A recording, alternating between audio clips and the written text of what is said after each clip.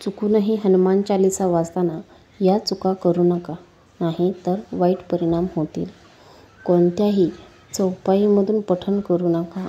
ज्योतिष मान्यतानुसार जेव्हा कोणी व्यक्ती योग्य रीतीने हनुमान चालीसाचे पठण करतो तेव्हा त्याला खूप फायदा होतो. मात्र तुम्ही कधीही चालीसाचे पठण कोणत्याही मधल्या चौपाईमधून करू नका.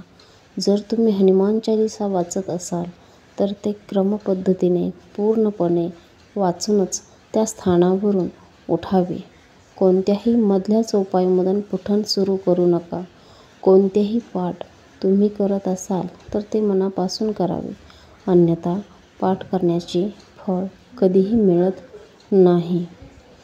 म्हणजेच पठण केलेले फळ कधीही भेटत नाही. 2. स्वच्छ तन आणि आपले मन नेहमी ठेवा, मगच पठण करा.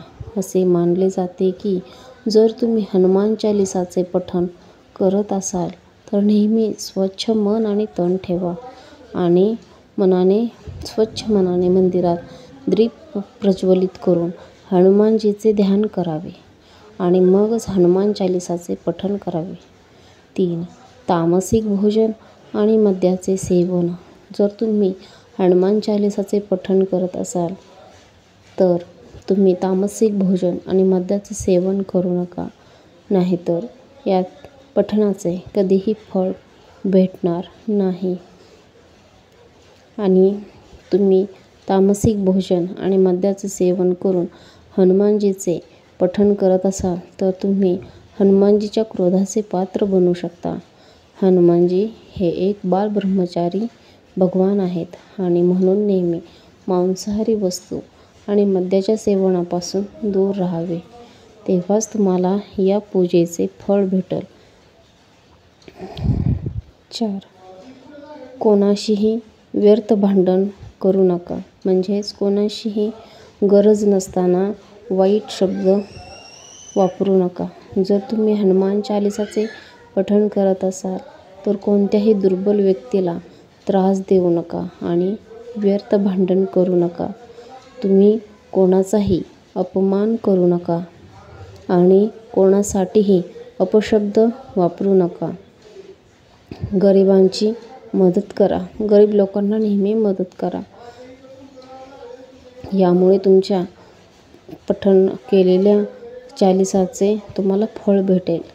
5. जीवनसाथीला सोडून इतर नातेसंबंधात जाऊ नका. जर तुम्ही हनुमान चालीसाचे पठण करत असाल तर जीवनसाथी व्यतिरिक्त इतर नातेसंबंधात जाण्याचा विचारही करू नका. असे केल्याने तुम्हाला हनुमान चालीसाचे शुभ फळ भेटणार नाही. एका विवाहित पुरुषाने कोणत्याही परस्त्रीशी संबंध ठेवू नयेत आणि स्त्रीनेही जर हनुमान चालीसा पठण करत असेल तर आपल्या पतीला सोडून इतर पुरुषास संबंधित ठेवू नयेत. जर कोणी अविवाहित असेल किंवा ती परकी स्त्री असेल तर त्या परक्या स्त्रीपासून दूरच राहावे. 6. गरीब लोकांना आणि प्राण्यांना त्रास देऊ नका. जर तुम्ही घराच्या समृद्धीसाठी हनुमान चालीसाचे पठण करत असाल तर गरीब आणि प्राण्यांना त्रास देऊ नका. असे केल्याने तुम्हाला पूजेचे फळ भेटणार नाही आणि आपल्या घरात दुःख राहील. 7. कोणतेही अपराध करू नका आणि खोटे कधीही कोणाशीही बोलू नका. जर तुम्ही हनुमान चालीसाचे पठण करत असाल तर कोणत्याही अपराध देखील करू नका आणि कोणाचा धोका देखील करू नका. मनात द्वेष भावना ठेवू नका. द्वेष न ठेवता या पूजेचे पठण केल्यास या पूजेचे फळ मिळते. 8.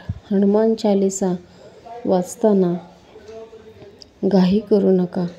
चालीसाचे पठण करताना कधीही घाई करू नका आणि कोणत्याही श्लोकाचा उच्चारण चुकीच्या पद्धतीने करू नका. नेहमी धैर्यपूर्वक पठण करा. 9. रामाचे नाव घेतल्याशिवाय सुरुवात करू नका. सुरुवातीला जय श्रीराम नक्की म्हणा. हनुमान रामाचे परशुराम भक्त आहेत म्हणून श्रीरामाचे नाव घेतल्याशिवाय हनुमान चालीसाला सुरू करू नका.